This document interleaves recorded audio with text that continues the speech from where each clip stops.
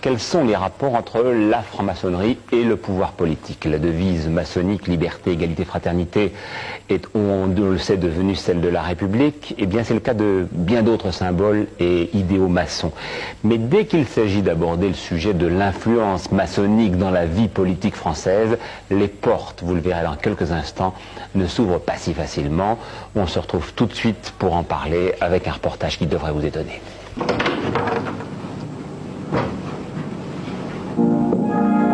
Paris, samedi 12 septembre 1992.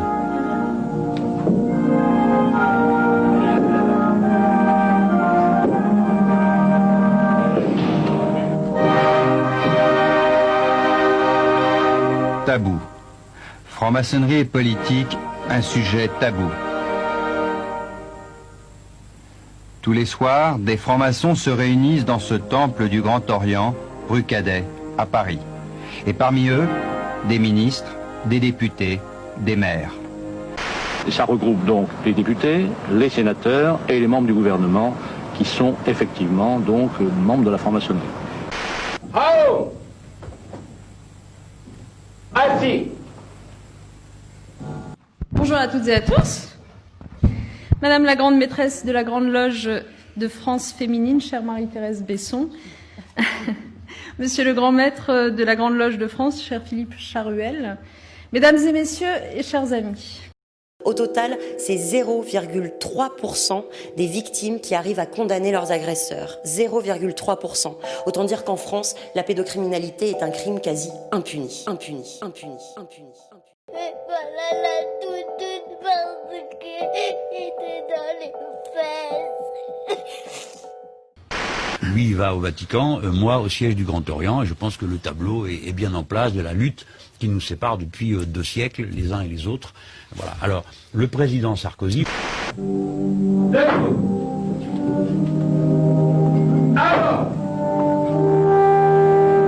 Alors oui, c'est très dangereux. Les francs-maçons ici sont particulièrement bien placés pour connaître les aberrations que de tels sites vers lesquels vous pouvez alors être renvoyés peuvent véhiculer. Alors voilà le livre que Timéo a ramené de l'école. Franchement, c'est limite. À poil le bébé. À poil la babysitter. À poil les voisins. À poil la boulangère. À poil le policier. Et je sais, chers amis, à quel point cette valeur est essentielle dans la franc-maçonnerie.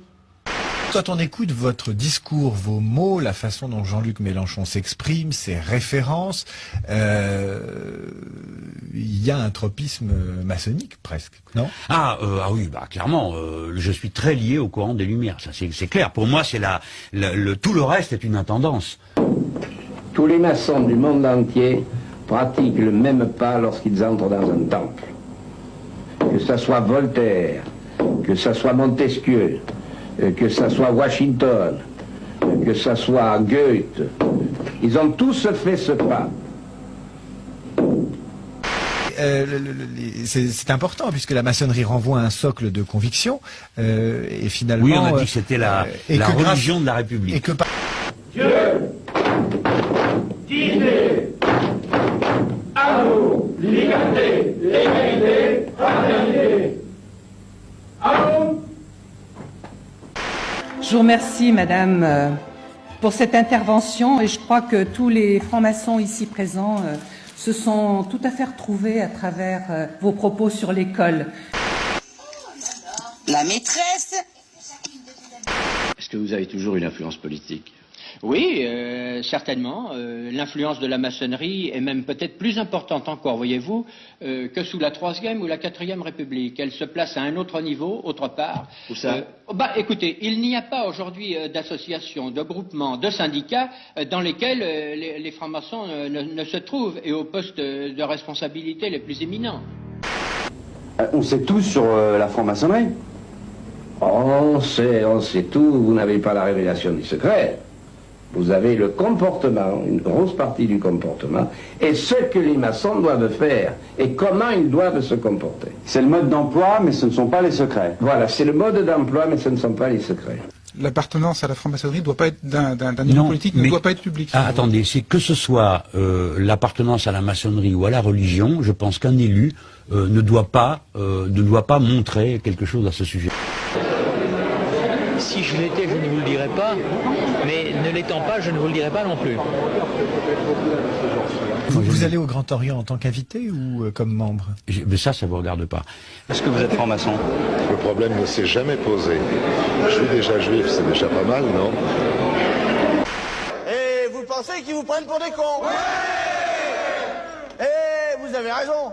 Mais eux aussi, parce que depuis le temps qu'ils vous prennent pour des cons, avouez que vous êtes vraiment des cons.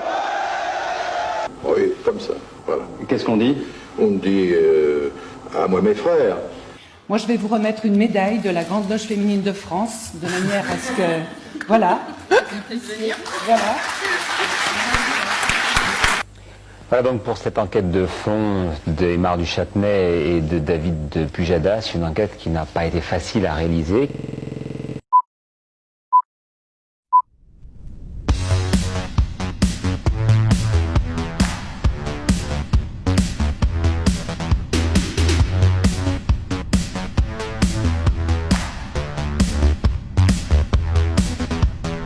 Je vais vous montrer une pièce qui est le passeport maçonnique quand on va visiter des loges à l'étranger.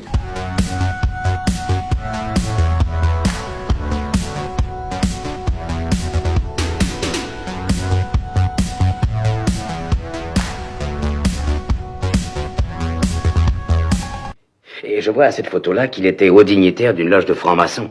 Il porte une bague avec l'aigle à 2 têtes. C'est le 32e degré du rite écossais.